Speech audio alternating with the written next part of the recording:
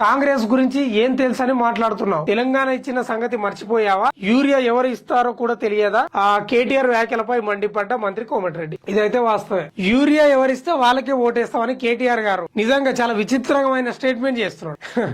నిజంగా చాలా విచిత్రంగా ఉంది ఆ స్టేట్మెంట్. ఇప్పుడు కాంగ్రెస్ రావడానికి అధికారంలోకి రావాలని అనుకుందాం. 3 ఏళ్లు పట్టాలి దానికి. ఇప్పుడు ఉన్నది ఎవరు? బీజేపీ ఉంది. ఎవరు ఇవ్వాలి యూరియా? బీజేపీ ఇవ్వాలి కేంద్రం నుంచి. ఎవరిస్తే వాళ్ళకి ఇస్తామంటే ఏందో అర్థం కాలే ఆ స్టేట్మెంట్. ఇక లోపల ఏమన్నా సంబంధాలు ఉన్నాయా తెలియదు, కానీ కేటీఆర్ గారిని ఆర్పారు అరుచుకుంటాడు కోమటిరెడ్డి వెంకటరెడ్డి. తెలంగాణ ఇచ్చిన సంగతి మర్చిపోయామంటారు. మర్చిపోతారు, మళ్ళా మర్చిపోతారు. వాళ్ళు ఏమంటారు అంటే ఇయ్యలేదు తెచ్చుకున్నామని వాళ్ళు అంటున్నారు, మీరేం ఇచ్చిరని మీరు అంటున్నారు. యూరియా ఎవరిస్తారో కూడా తెలియదా? ఎందుకు తెలియదు? ప్రపంచ నాయకుడు అయినా ఆయనకు తెలియదా? కేటీఆర్ వ్యాఖ్యలపై మండిపడ్డాడు.